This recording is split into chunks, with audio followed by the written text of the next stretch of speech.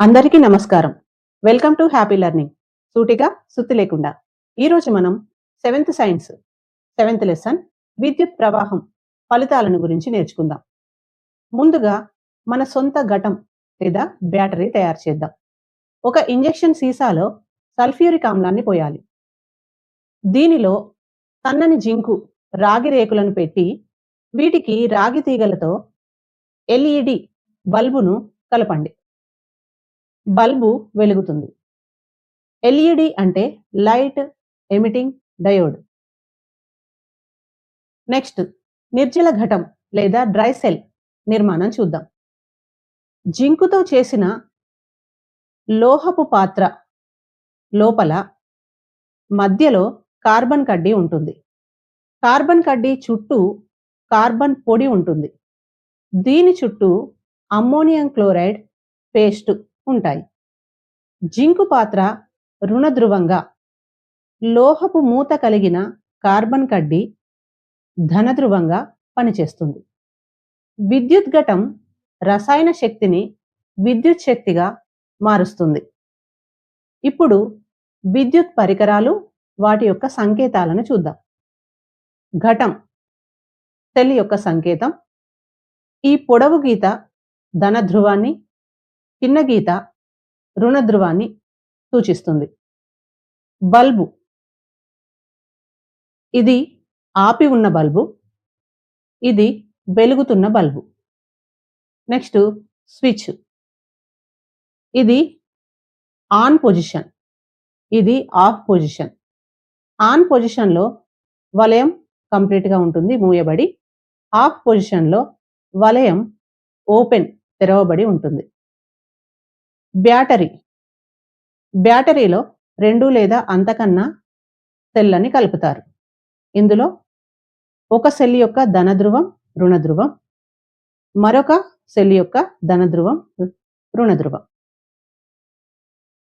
Next fuse, ఇది fuse యొక్క సంకేతం. విద్యుత్ వలయానికి రక్షణ ఇచ్చేది ఫ్యూజ్, సేఫ్టీ డివైస్. స్విచ్ ఏమో ఆన్ ఆఫ్కి యూజ్ అవుతుంది.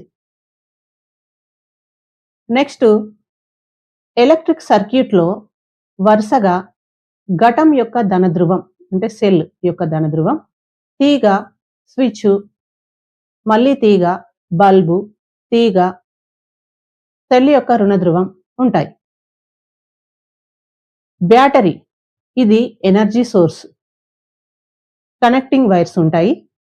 స్విచ్ ఆన్ చేస్తే సర్క్యూట్ క్లోజ్ అవుతుంది, అంటే వలయం పూర్తయి విద్యుత్ ప్రవహిస్తుంది, బల్బు వెలుగుతుంది. స్విచ్ ఆఫ్ చేస్తే సర్క్యూట్ ఓపెన్ అవుతుంది, అంటే వలయం తెరవబడి విద్యుత్ ప్రవహించదు, బల్బు వెలగదు. సంకేతాలు ఉపయోగించి గీసిన వలయాన్ని వలయపటం అంటాము. వలయపటంలో ఘటం యొక్క ధనధ్రువం, కనెక్టింగ్ వైర్సు, స్విచ్, మళ్ళీ వైరు, బల్బు, వైరు, ఘటం యొక్క రుణధ్రువం ఉంటాయి. ఇక్కడ మళ్ళీ ఒకసారి చూద్దాం. ఘటం యొక్క ధనధ్రువం, wire, switch, wire, bulb, wire, ఘటం యొక్క రుణధ్రువం. విద్యుత్ ప్రవాహానికి శ్రేణి వలయంలో ఒకే దారి ఉంటుంది. కాబట్టి ఒక్క బల్బు తొలగించినా కూడా విద్యుత్ ప్రవాహం ఆగిపోయి మిగిలినవి పనిచేయవు.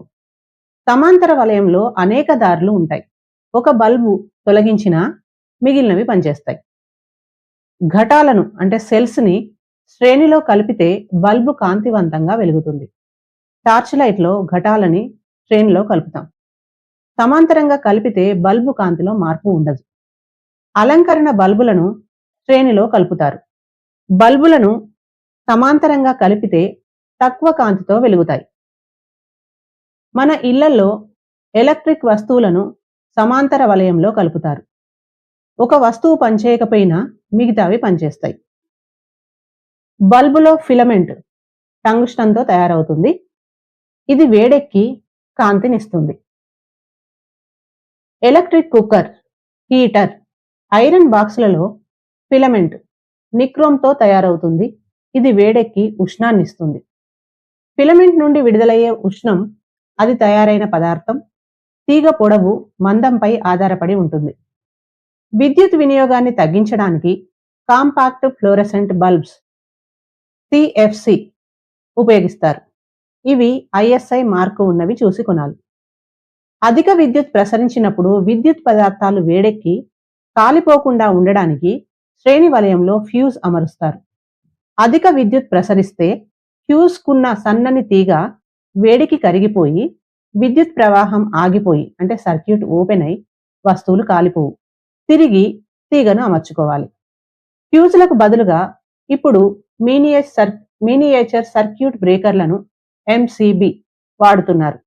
ఇవి అధిక విద్యుత్ ప్రసరిస్తే వేడెక్కి ఆటోమేటిక్గా ఆగిపోతాయి. తిరిగి స్విచ్ వేస్తే సర్క్యూట్ క్లోజ్ అవుతుంది. ఇప్పుడు తిరిగి స్విచ్ వేయనవసరం లేకుండా ఆన్ కూడా అవుతున్నాయి. ఇళ్లల్లో, పాఠశాలల్లో ఏకాంతర విద్యుత్ ప్రవహిస్తుంది. విద్యుత్ శక్తి ఉత్పత్తి కేంద్రం నుంచి సబ్స్టేషన్కు, అక్కడి నుంచి ఇళ్లకు సరఫరా అవుతుంది. మనం ఎంత విద్యుత్తు ఉపయోగించామో తెలుసుకోవడానికి ఎలక్ట్రిక్ మీటర్లు, ఇండక్షన్, డిజిటల్ మీటర్లు వినియోగిస్తాం. విద్యుత్తును యూనిట్లలో లెక్కిస్తారు. బల్బుల పైన 60 వాట్స్, 100 వాట్స్ అని ఉంటుంది. అంటే వాటేజ్ అని అర్థం. ఇది బల్బు ఎంత కాంతినిస్తుందో తెలుపుతుంది. వాటేజ్ పెరిగితే విద్యుత్ వినియోగం, కాంతి పరిమాణం పెరుగుతాయి. ఏదైనా విద్యుత్ పరికరం 1 గంటలో 1 కిలోవాట్ విద్యుత్ వినియోగిస్తే దాన్ని 1 కిలోవాట్ లేదా యూనిట్ అంటారు. ఇప్పుడు ఒక లెక్క చేద్దాం. 1000 వాట్ల బల్బు లేదా 1000 వాట్ల మోటార్ 1 గంట సేపు వాడితే 1000 వాట్ల కరెంటు అంటే 1 కిలోవాట్ లేదా 1 యూనిట్ ఖర్చు అవుతుంది. లెక్క. అయూబ్ వాళ్ళ ఇంట్లో జనవరిలో మీటర్ రీడింగు 400 యూనిట్లు, ఫిబ్రవరిలో 580 యూనిట్లు. ఫిబ్రవరిలో ఎన్ని యూనిట్ల విద్యుత్ ఖర్చు అయింది? యూనిట్కి రూపాయలు 3.05 చొప్పున మొత్తం ఎంత బిల్లు? ఫిబ్రవరి రీడింగ్ ఎంతో తెలియాలంటే ఫిబ్రవరి రీడింగ్ 580, జనవరి రీడింగ్ 400ను తీసేయాలి. 180 వస్తుంది. 180 ఇంటూ యూనిట్కి ₹3.05 చొప్పున మొత్తం 549 రూపాయలు. సో ఫిబ్రవరిలో బిల్లు. నెక్స్ట్ ఇంకొక లెక్క చేద్దాం. ఒక ఇంట్లో 100 వాట్స్ బల్బులు 4, 60 వాట్స్ బల్బులు 6, 40 వాట్స్ బల్బులు 6 ఉన్నాయి. ప్రతిరోజు అన్ని బల్బులను 2 గంటల చొప్పున వెలిగిస్తే నెలకు ఎన్ని యూనిట్ల విద్యుత్ ఖర్చు అవుతుంది? యూనిట్కి రూపాయలు ₹2.80 చొప్పున మొత్తం బిల్లు ఎంత? 100 వాట్స్ బల్బులు 4 అంటే ఇంటూ 4, 60 వాట్స్ బల్బులు 6 అంటే ఇంటూ 6, 40 వాట్స్ బల్బులు ఇంటూ 6, మొత్తం 1000 వాట్స్ బల్బు అంటే 1 కిలోవాట్. 1 కిలోవాట్ని రోజుకు 2 గంటల చొప్పున వినియోగిస్తే 2 కిలోవాట్లు అవుతుంది. 30 రోజులకు 2 కిలోవాట్లు అంటే 2 × 30 ఈక్వల్ టు 60 కిలోవాట్లు.